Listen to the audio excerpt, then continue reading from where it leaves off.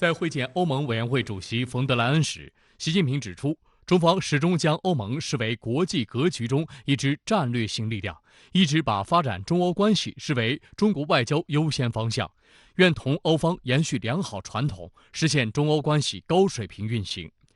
习近平强调，中欧双方要加强沟通，建立正确的相互认知，避免误解误判。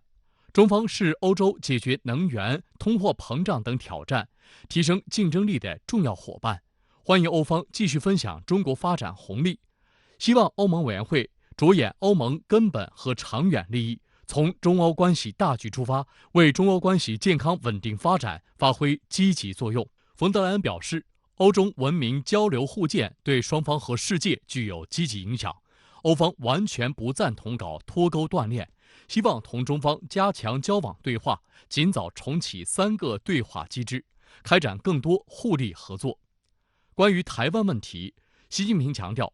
台湾问题是中国核心利益中的核心，谁要是在一个中国问题上做文章，中国政府和中国人民绝不答应。谁要是指望中国在台湾问题上妥协退让，那是痴心妄想，只会搬起石头砸自己的脚。冯德莱恩重申，欧盟无意改变长期奉行的一个中国政策，承认中华人民共和国政府是代表全中国的唯一合法政府，希望台海地区保持和平稳定。在中法欧3方会晤时，习近平指出，马克龙总统和冯德莱恩主席一道访华，体现了欧方发展对华关系的积极意愿，符合中欧共同利益。当前国际形势复杂多变，中欧应该坚持对话和合作，携手应对全球性挑战。习近平表示，今年是中国同欧盟建立全面战略伙伴关系20周年，中方愿同欧方一道，把握好中欧关系发展大方向和主基调，全面重启各层级交往，激活各领域互利合作，排除干扰和挑战，为中欧关系发展和世界和平稳定繁荣注入新动力。此次马克龙与欧盟委员会主席冯德莱恩联袂访华，引发舆论高度关注。一位是欧洲大国元首，一位是欧盟主要机构的领导人，同时开启中国之行，这在中欧关系交往史上打破了惯例。有分析认为，马克龙在欧盟的角色和地位堪称不可或缺，而他此次访华也释放出一个强烈的信号，即希望将自己塑造成不仅仅是法国的国家领导人，而且在一定程度上还是欧盟的领导人之一。德国之声则认为，对马克龙而言，邀请冯德莱恩共同访华，旨在展现欧盟团结。值得注意的是，此次也是冯德莱恩作为欧盟执行机构负责人的首次访华。此前，欧盟曾以系统性对手来定义对华关系。冯德莱恩不久前还就中欧关系隔空喊话中国，态度较为强硬。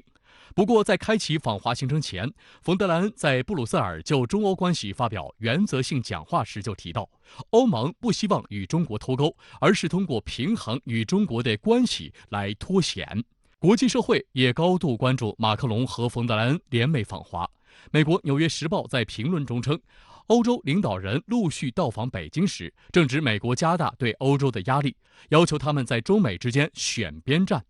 冯德莱恩的有关表态，一定程度上也反映了欧盟一方面寻求战略自主，一方面也试图在大国竞争中寻找有利于自身的某种平衡。值得注意的是，美国贸易代表戴奇在马克龙和冯德莱恩抵达北京当天宣称，美国要加强与盟友的经贸关系，并呼吁盟友加入美国共同打造供应链，并减少对中国的依赖。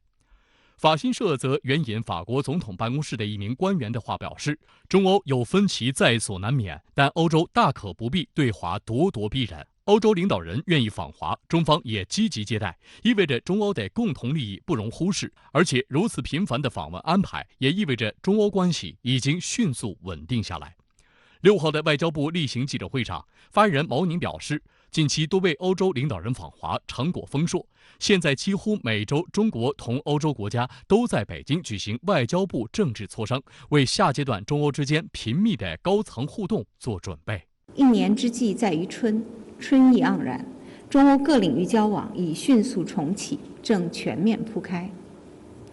近期中欧之间的热络往来充分表明，双方虽然存在一些分歧，但更有沟通交流的强烈愿望，广泛深厚的共同利益。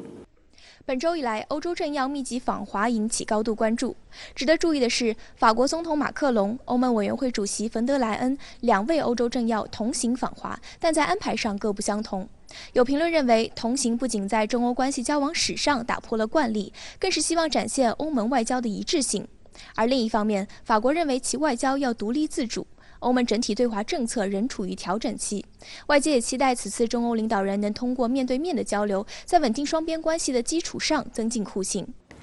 相关话题来连线中国国际问题研究院欧洲研究所所长崔洪建。崔先生您好，法国总统马克龙和欧盟委员会主席冯德莱恩联袂访华，那对于这样的特殊安排，你有什么样的观察？的确，这次法国总统马克龙访华，其中有一个比较大的看点，就是他之前呢邀请了欧盟委员会主席冯德莱恩同行。我想这次这种形式应该说是打破了这个外交上的惯例，在中欧交往史上呢也是首次。这后面呢有的一些比较复杂的原因首先呢是从法方的考虑来看呢，一方面我们看到现在法国呢仍然坚持它的这个大国的独立自主外交，但是同时呢，法国呢这些年呢也开始越来越顾及欧盟内部对它的一些压力尤其是我们知道现在欧盟要搞这个地缘政治转向，要实现所谓的对外政策的一致性，所以这一次在处理重要的大国关系，尤其是和中国关系的时候呢，这个马克龙方面呢是希望能够保持某种平衡，就是一方面呢能够体现中法关系的一些特性，同时呢来体现法国的外交立场，但是同时呢他也希望这个带上冯德莱恩这个时候呢能够在法国的对华关系和欧盟的对华关系中呢取得某种平衡。另一方面我们可以看出中方之所以接受了法方的这个提议，然后进行了相应的安排，所以我想在这样的背景下呢，尽管这种安排呢应该说是突破了惯例，但是我们也可以看出这也是中法中欧双方为了适应当前的形势变化，为了更好的去促进双方的合作而做出的一种外交上的创新。中法近年来保持良好关系，高层交流交往较为频繁。这次马克龙访华不仅带来60人的企业高官代表团，随行还有20位艺术家等。那在中欧关系遭遇挑战的同时，为何中法关系有亮眼表现？近些年来的确这个中欧关系呢出现了一些波动性我想这个主要原因呢，一是因为目前呢国际和地区形势的变化呢非常复杂非常剧烈，这个欧洲方面呢应该说在应对这些变化的时候它的这个体现出一些力不从心的这样一个状态。所以在这个背景下呢，我们看到尽管现在欧洲内部对华政策的一些争论或者说舆论呢现在变得越来越复杂，但是呢回到这个务实合作的层面无论是中法也好中德也好呢，实际上都是继续朝着务实合作的方面去推进。所以我们看到尽管中欧关系呢现在正在经受一些考验，但是我想只要中欧关系呢有着像中法关系中德关系以及中国和其他绝大多数欧盟国家的良好的合作为基础，我想中欧关系的表面上的一些问题呢很快会在事实面前呢消退。